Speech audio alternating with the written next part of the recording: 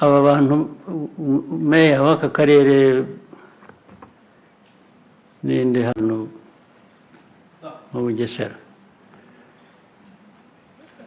nta message zijya zikugeraho ariko ubwo si we wenyine ikibazo ndi buvuge ni ahantu hose mu turere twose nta message zanjye ujya ubona wenda abaziguha ntabwo bazita izanjye ibintu byo gukora iteka iyo unyura uyu muhanda kenshi cya mbere ndacyabona umwanda iruhande rw'umuhanda aho ntabwo mba nawuvuyemo kenshi ahubwo mpagarara nkabwiraga abo ndi kumwe nabo nti nimutoragure biriya bintu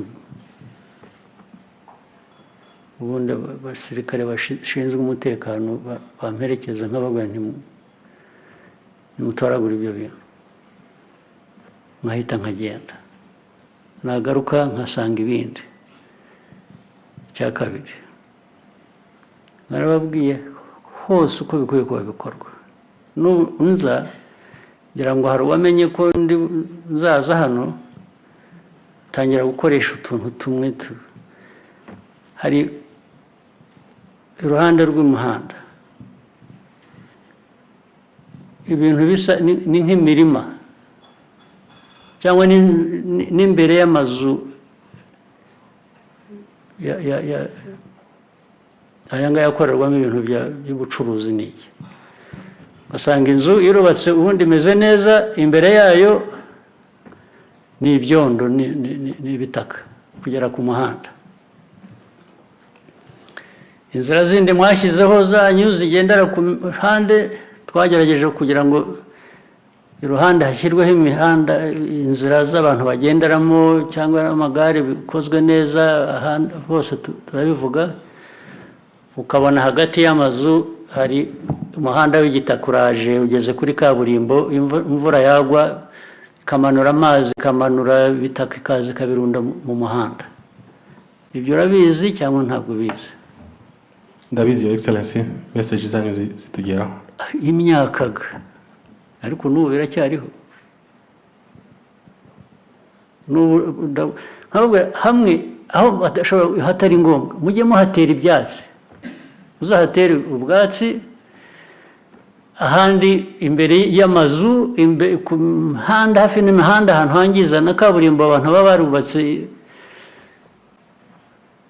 murebe ukundi muhakora muhashyire za pevazi cyangwa ubundi buntu kandi birashoboka nta nubwo bihenze kandi uko wanabikora na meya w'umujyi nawe ndaza kumugeraho wa Kigali nawe marandwana nawe mukwiye kubikoresha ari abatuye aho hanyuma wenda abantu babunganira no mu mikoro ya district mukahuza nabo ntabwo ari ukubibakorera ntabwo nabo bagomba gushyiramo effort ariho gutera ubwatsi haguye ubwatsi kugira ngo imirima yo kuba iruhande rw'umuhanda wihanduza ibyo bishaka amafaranga angana iki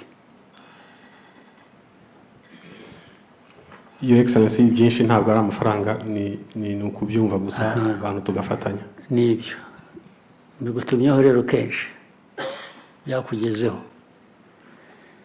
n'aba batangira kubaka amazu bakayageza hagati bakayatwikira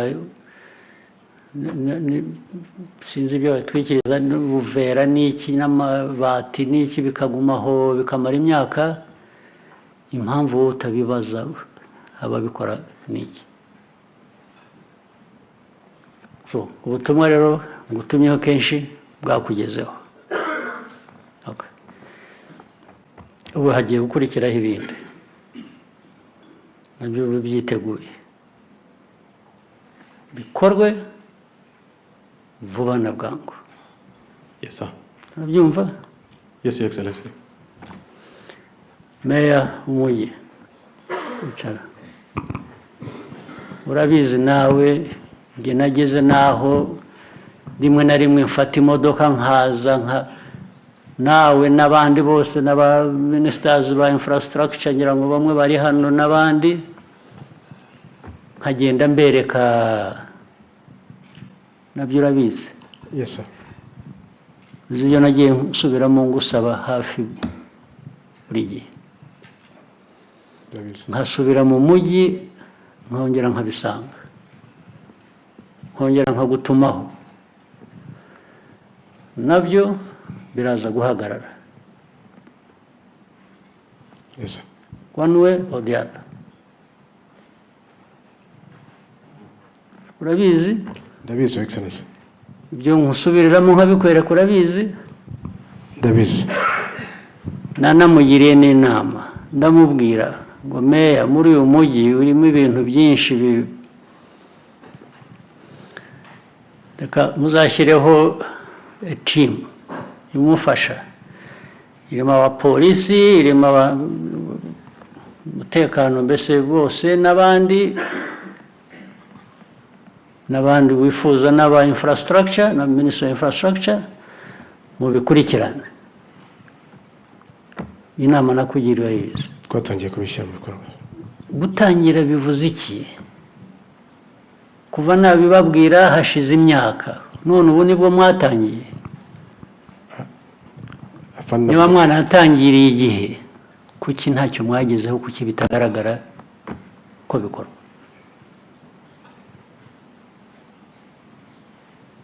So namwe muraza kumbona rero bitari kera. Minister of Infrastructure hano ninde?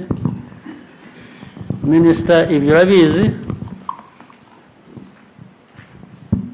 Yes sir, ibyo ndabizi.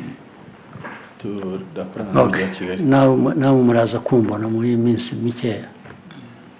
Nawe uraza kumbona n'abameya n'abo bandi mugomba kuba mukorana, muraza kumbona.